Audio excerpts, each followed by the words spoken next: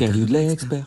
Interview de l'expert. Comment vous appelez-vous, Valérie Jeanne Perrier? Valérie, c'est mon prénom, et Jeanne Perrier, c'est mon nom de famille. Et qu'est-ce que vous faites dans la vie? Je suis enseignant-chercheur au CELSA, une école de communication d'information à Paris. Donc vous connaissez un petit peu le sujet?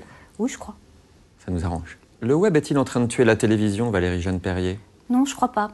Jusqu'à maintenant, il s'observait un peu en chien de faïence, et web et télévision sont en train de s'acheminer vers un mariage de raisons. Comment la télévision classique résiste-t-elle à la puissance du web? Elle invente, elle innove, elle propose des programmes qui incorporent le web dans son fonctionnement, soit pour interagir avec les publics, soit pour accéder aux programmes de manière différée ou à la demande.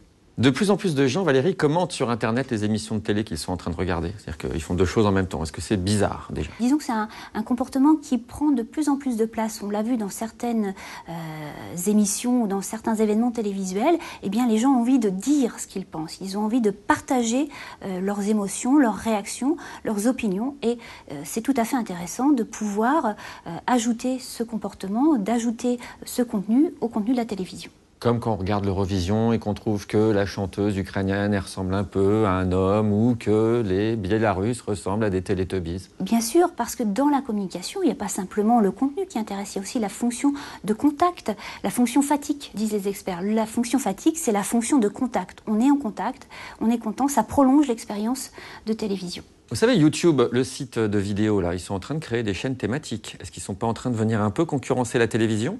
Je crois pas. On n'est pas sur les mêmes modalités de consommation des contenus sur YouTube. On trouve souvent des programmes courts qui sont pas toujours nécessairement parfaits du point de vue de l'image ou du son, qui sont plus originaux du point de vue des contenus. Et c'est ce qu'on vient chercher. C'est la chose qu'on ne trouverait pas à la télévision. Mais on trouve aussi de très bons programmes. Regardez parfois ces artistes qui percent sur des chaînes thématiques et qui nous donnent à voir des très belles choses et à entendre de très belles choses. Mais alors si on dit que le web est en train de grignoter la télévision, il n'est pas du tout en train de grignoter, puisque s'ils vont sur le web, après ils vont à la télévision. Oui.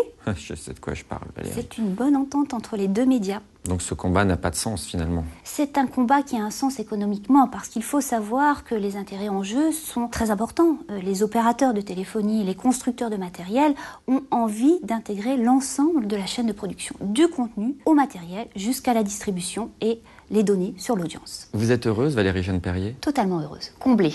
Merci en tout cas pour toutes ces réponses très éclairantes. Ah, il faut que je dise merci. Oh.